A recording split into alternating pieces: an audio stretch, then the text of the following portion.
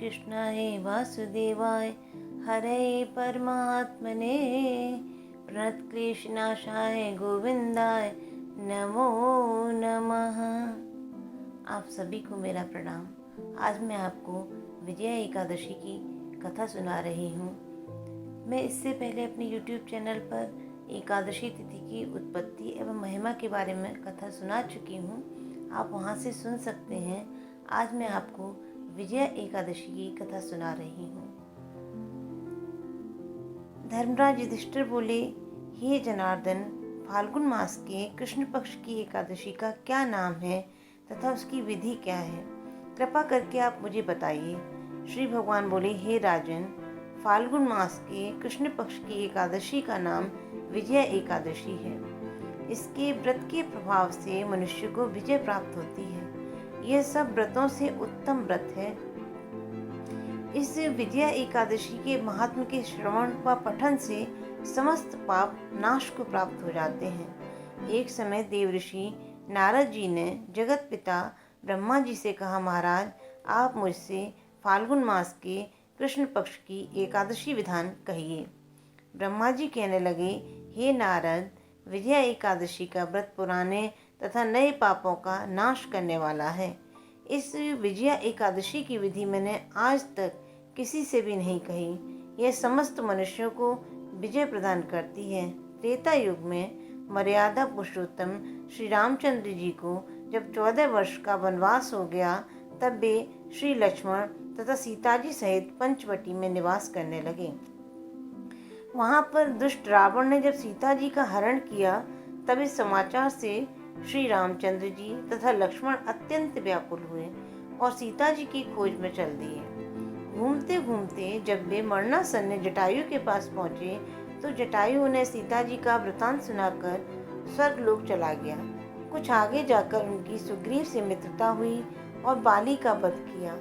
हनुमान जी ने लंका में जाकर सीता जी का पता लगाया और उनसे श्री रामचंद्र जी और सुग्रीव की मित्रता का वर्णन किया।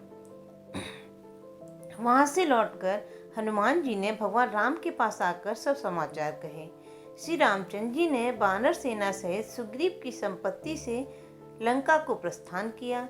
जब श्री रामचंद्र जी समुद्र से किनारे पहुंचे, तब उन्होंने मगरमच्छ आदि से युक्त उस अगाध समुद्र को देखकर लक्ष्मण जी से कहा कि समुद्र को हम किस प्रकार से पार करेंगे। श्री लक्ष्मण ने कहा, हे पुराण पुरुषोत्तम, आप आदि पुरुष हैं, सब कुछ जानते हैं। यहाँ से आधा योजन दूर कुमारी द्वीप में बगदालभ्य नाम के मुनि रहते हैं। उन्होंने अनेक ब्रह्मा देखे हैं। आप उनके पास जाकर इसका उपाय पूछिए। लक्ष्मण जी के इस प्रकार के वचन सुनकर श्री रामचंद्र जी बगदालभ्य ऋषि के पास गए और उनको प्रणाम करके बैठ गए। मुनि ने भी उनको मनुष्य रूप धारण किए हुए पुराण पुरुषोत्तम समझकर उनसे पूछा, हे राम, आपका आना कैसे हुआ? रामचंद्र जी कहने लगे, हे ऋषि, मैं अपनी सेना सहित यहाँ आया हूँ और राक्षसों को जीतने के लिए लंका जा रहा हूँ। आप कृपा करके समुद्र पार करने का कोई उपाय बताइए। मैं इसी कारण आपके पास आया हूँ। बगदालभ्य ऋषि बोले, हे राम, फाल्गुन मास के कृष्ण पक्ष की एकादशी का उत्तम व्रत करने से निश्चय ही आपको विजय प्राप्त होगी। साथ ही आप समुद्र भी अवश्य पार कर लेंगे। इस व्रत की विधि यह है कि दशमी के दिन स्वर्ण, चांदी, तांबा या मिट्टी का एक घड़ा बनाएं।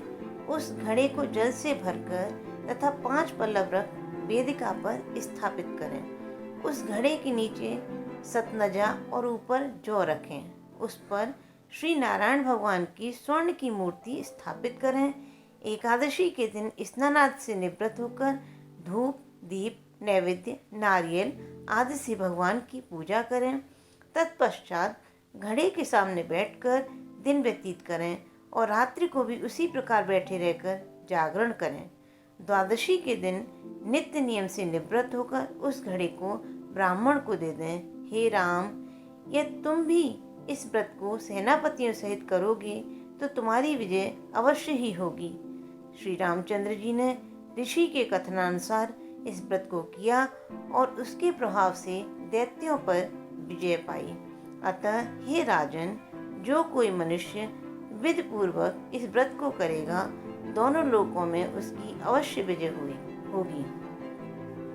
श्री ब्रह्मा जी ने नारद जी से कहा था कि हे पुत्र, जो कोई इस व्रत के महात्म्य को पढ़ता या सुनता है, उसको वाजपेयी यज्ञ का फल प्राप्त होता है। बोलो एकादशी माता की जय, विष्णु भगवान की जय। आदौ राम तपोवनादि गमनम हत्वा मृग कांचनम